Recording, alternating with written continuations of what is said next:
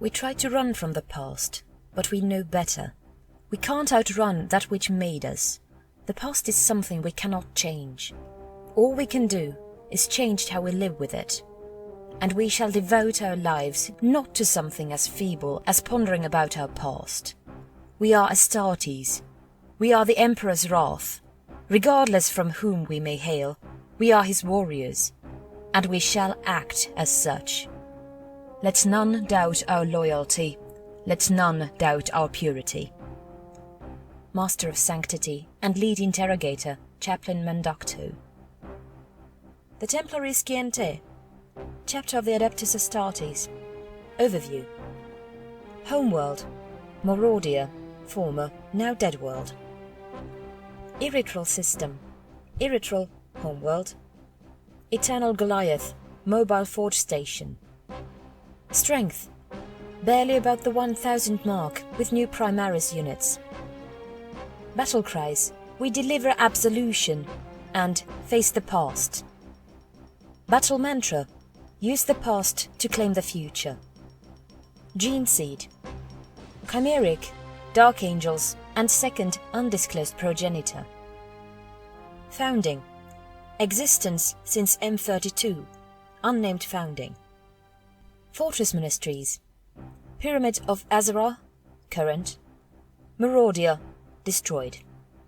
Specialties.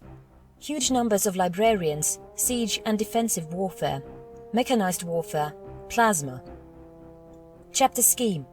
Blue and black with golden trim. Alliance, Imperium of Man. Notable chapter personnel.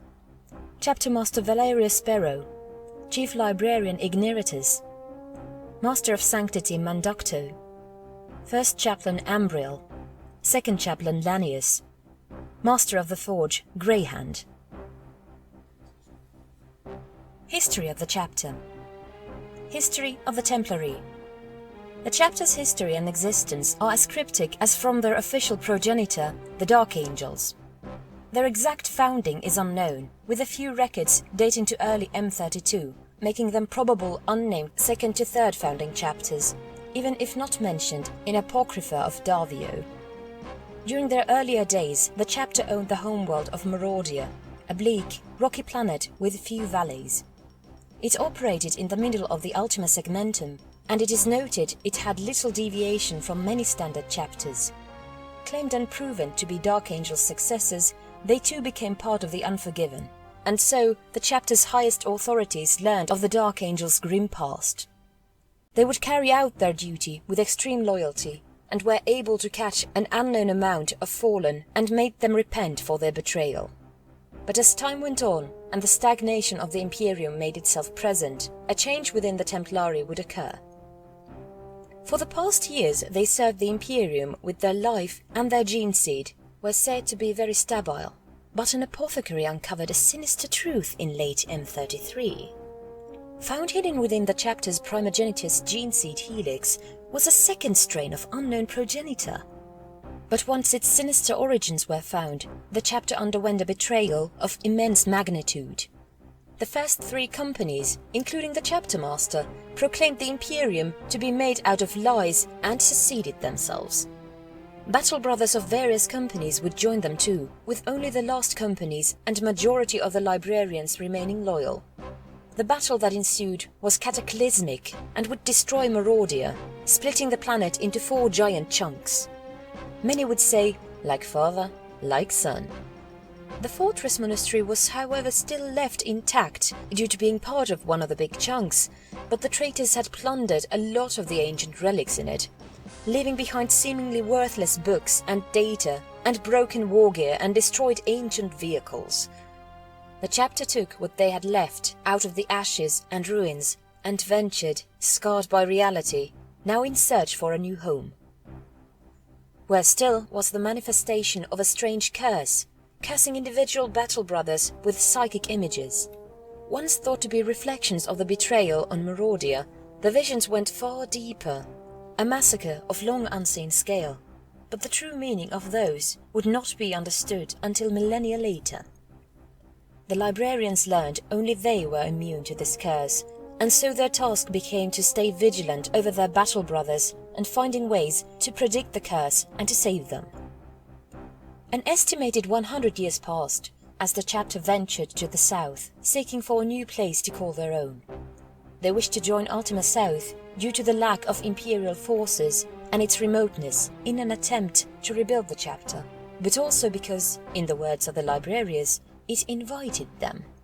Eventually they would settle on Eritral, a planet of landscapes filled with ancient ruins and the largest concentrations of humans living underground. The Eritral system consists largely of gas giants, with only Eritral, Berethrol and Berylum being the habitable planets. The latter purged in addition due to a constant Xenos presence in form of a damaged homeworld and orcs. As such, the system never had the possibility to have hives growing, and Berethrol was constantly diminished by attacks from orc raiding parties, making the system itself not valuable to the greater Imperium, and as such, sector fleets wouldn't arrive most of the time to assist and defend against attackers. With the Templarii, however, came aid and recognition, due to being a chapter of the Adeptus Astartes. Eritral was given to the Templarii formally in 4134-455 M34. Now, many millennia later, they kept their dreadful past a secret while they hunted down almost all of those that once betrayed them. But the Templarii had changed even more. They have embraced their origins and have become guardians of knowledge. Experts in seemingly lost technologies, plasma technology and fine weapon crafting, they and the Forge World Berethrol have formed an unbreakable alliance of arcane technologies that have become mere legends. They endured many hardships, setbacks, and had to keep their doings and activity largely a secret, unbeknownst to all but the inquisitorial conclave of Eritral, but have remained loyal and dutiful into the 42nd millennium. Culture of the chapter. Reclusive in nature, the chapter lives on the homeworld Eritral, far in the galactic south. Their only true ally is the Forge World Berethrol. Together, they spend their time with recovering lost technologies, furthering their knowledge and, at the very least, partially trying to restore their own system to a highly sophisticated level. The chapter always had a natural affinity for plasma weapons, their designs and construction, and combining them with arcane prose of their librarians, a trait most likely inherited from their progenitors. The chapter adheres to the limits and guidelines of the Codex Astartes, but with heavy degree of deviation. In addition, the Templarii prefer to have a say in their own equipment, with their unusual amount of tech marines and librarians often enhancing and crafting magnificent weapons. The chapter was keen on protecting its knowledge and gathering more of it. Even old encoded and cryptic books may one day be understood. What was worthless to the traitors and what they left in the crumbling ruins of the Imperium all around the galaxy, the Templarii used to create a prospering system. While the Eritral system thrives on innovation, such practice is usually kept a secret and only shared with very few outsiders. The remoteness of Eritral and Berethrol from Mars's paying eyes allows them to form an alliance of innovation, refinement and discovery. Unlike some notable examples of heretics, however, the chapter and Forge World refrain from using any kind of Xenos weapons or technology, while also despising abominable intelligence. The chapter itself specializes in their plasma technology and deployment of heavy armor. The Forge World Berethrol specializes in the arcane art of machine and human flesh mending, and both together work in the hopes of returning humanity to its former glory. Due to this high value put on understanding and knowledge, the dislike of superstition has grown to such an extent that the Templarii often refuse to fight alongside the many zealots of the Imperium. This and their reclusiveness means the chapter only deploys with a set of minimum of 3 companies in order to effectively work alone. The chapter also often tries to avoid Mechanicus forces due to the dangers of being discovered. This means that unlike many other chapters who often spread out to cover a large area, the Templarii instead cover a smaller area constantly. But even with these hindrances, the Templarii continue to fulfill the guardian duty they were bestowed with. The few allies the Templari have are usually found on the moon orbiting Eritreal, Renescar, the location of the so-called Scientia Fabricata, where the chapter seeks to not just find lost technology, but to innovate. But it holds its own rules for limitations, such as AIs and Xenos technology being forbidden, and ensuring to deliver penalties. Alongside the moon, the forge station Eternal Goliath, a vessel surpassing the size of any common Ramillis starfort. Its main trait is the usage of Goliath factory ship systems, allowing it to produce various vehicles and components.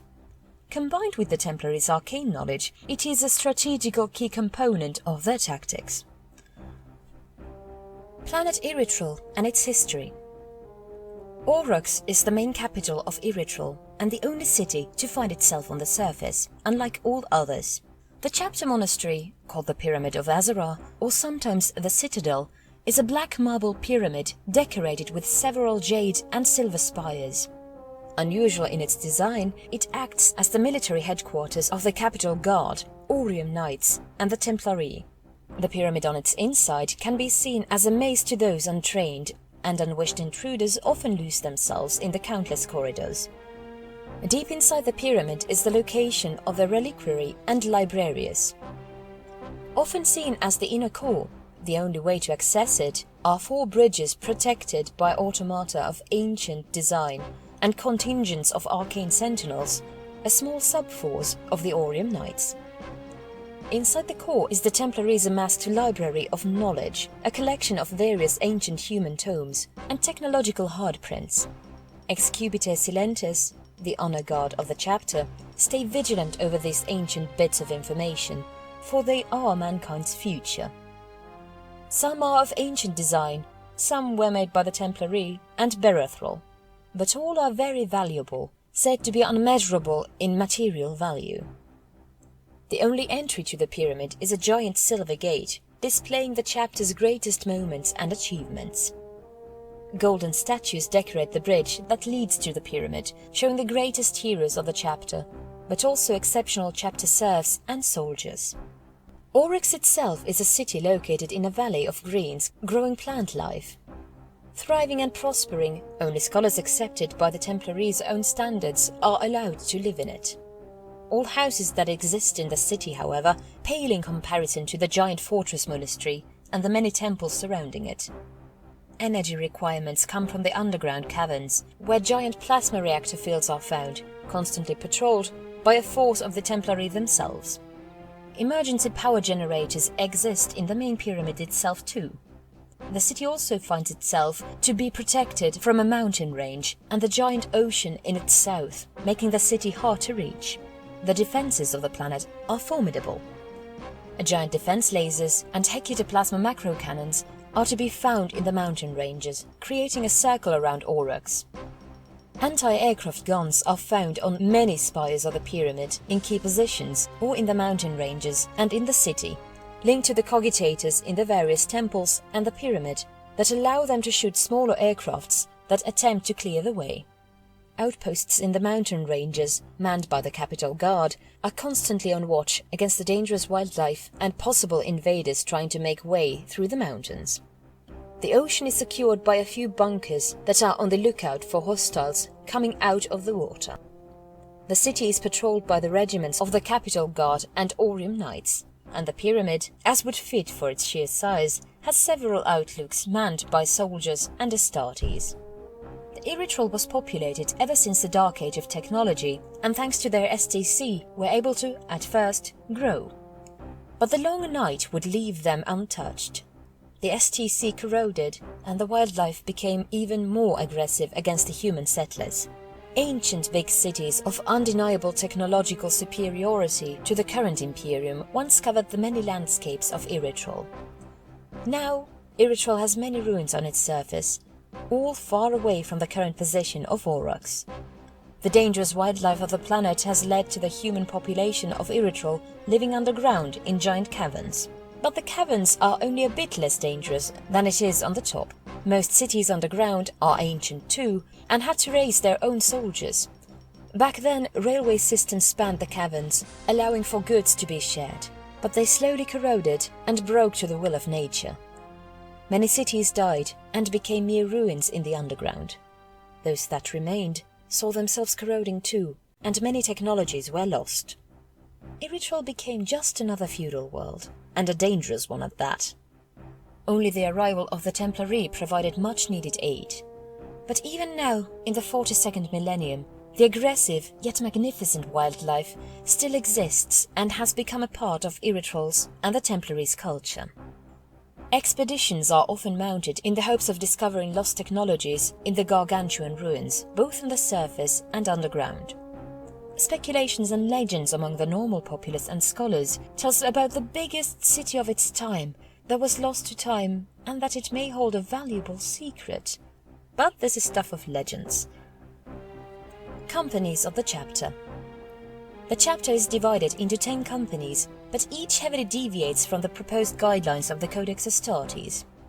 The 10th Scout Company serves to train the initiates of the chapter, however, it is never present as a company. Instead, scouts are deployed into specialized squads serving all other companies, while the sergeants carry equipment similar to the Masters of the Signals Marines from the Great Crusade. The chapter relies on the accuracy of their scout company to plan pinpoint assaults in order to weaken foes that would usually require many sacrifices. The 9th, 8th, 7th and 6th companies. Similar to the reserve companies of other chapters, these exist for the purpose of training Space Marines and only send their soldiers into battle if the front lines demand it. However, each of these companies is much more formidably armed than others would be. These companies are also known as the repair companies, serving on the battlefield to secure structures and destroyed vehicles for possible repairs and to allow the bolstering of backline defenses. In addition, these companies are usually those that are deployed to assist with civilians, defending those who can't do it themselves, leaving the fighting to the designated battle companies. Due to the chapter's siege tactics, the chapter uses Centurion armor that it has modified itself, like most of its war gear, with dual plasma cannons. The 5th and the 4th companies. Serving as battle companies, they are given far more technological power, in form of the chapter's automata, gifted by the allied Forge World Berethrol, and in rare occasions, more ancient patterns. They are known as the chapter's mechanized companies, and bear silver color, unlike the rest of the chapter, while still retaining their blue shoulder pads. These companies make heavy use of predator tanks, able to constantly reconfigure the predators in times of needs with different weapons, including C-beam cannons, twin-linked las cannons, plasma cannons, and many more exotic weapons. The 3rd company. Known as the Iron Spear Company, and is the chapter's fastest company, similar to that of the Ravenwing companies, but instead serving in the 3rd and not 2nd. It holds a massive amount of land speeders, preferring them over normal bikes, and holds a heavy amount of drop pods. This company is the first to arrive at the Word of Fallen, or their own renegades being present, and their captain is as fanatical as he is proud of his work. This company also possesses an extraordinary amount of flyers and use each of them for the perpetual hunt for the fallen and their own renegades. The Astartes of this company wear a big amount of ancient armor to show their unrelenting will to make the traitors repent. The 2nd company. Known as the Warfare Company, represents the chapter's most capable of warriors. Cladded in the chapter's own unique armor sets, this chapter has a vast amount of resources at their disposal, and its soldiers represent the company's status very well. A finely ornate crafted armor, ranging from ancient dark angels to an Egyptian aesthetic of the individuals. This company has won battles against forces of sizes multiple times over the chapter's own, and is entrusted to lead the longest of campaigns. This company has come to represent its face, for it combines its ideals of nobility, the safekeeping of Imperials, and the ability to outplay their enemy, using the resources of the other companies as their own. The 1st company. The 1st company, similar to the Deathwing, holds a massive amount of Terminator armored units. But unlike the other Unforgiven, this chapter has also a considerable amount of Cataphractii Terminator armor that the chapter holds key access to. They are the bulwark of the chapter, A wall of unrelenting burning vengeance, coming at the enemy with the most ornate of decorations and the finest of weapons at its disposal. Often accompanied by librarian in the chapter's own special suits of Terminator armor, they wear a heavy amount of cloaks, together with runes and an arcane yet comforting aura constantly emit from each librarian in such an armor. Chief Librarian Ignaritus often accompanies the first company himself during assaults, with the chapter master taking on different tasks in one such armor, protecting his comrades from enemy sorcery and many more dangers that would overwhelm the chapter were it not for their big amount of psychers. Chapter Master Retinue. Valery Sparrow is the chapter master of the Templarii and is never accompanied by less than 5 Excubite Silentes, silent watchmen, the honor guard of the chapter. They wear modified Tartarus armor and are reminiscent of the ancient Legion elite cadre formations, while Valerius wears cataphracti armor. He wears a plasma gauntlet for ranged attacks and wields the mighty Gladius Vindictae, a Solix Aegis energy blade. Its flaming blue aura has delivered quick justice to many of the enemies of the Templarii and the Imperium. Chapter's campaigns and battles. Notable battles of the chapter are present on the Silvergate of Azra. Included are Battle of Maraudia, M34, chapter loses its homeworld. Outcome, Moralic Chaos Victory, Templarii abandon their homeworld.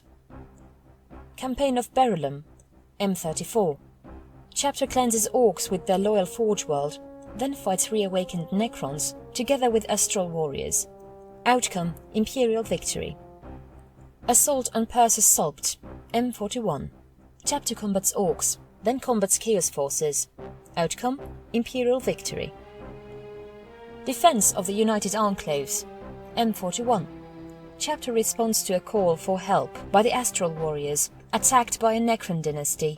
Chapter sends 5 companies with multiple Capital Guard mini-regiments, 200 Orium Knights, and additional Skitarii forces from Berethrol. Outcome, Necrons get divided by the Great Rift. Imperial Victory. 13th Black Crusade, M41. Chapter sends 2 companies as reinforcements, withdraws them after a fight upon locating their renegade chapter master. Outcome, Chaos Victory. Premature end for chapter. Battle of Torbus 3, M41. Chapter fights Chaos Forces, kills their renegade chapter master. Outcome, Imperial Victory. Indomitus Crusade era. Relicta campaign, M42. Chapter uses its relics to a full extent to secure all nearby systems and assist the Imperium Nihilis. Premature end due to the Battle of Renescar. Outcome, Imperial victories, premature end. Battle of Renescar, M42. No chapter participation. Defense by their PDF. Outcome, Imperial victory.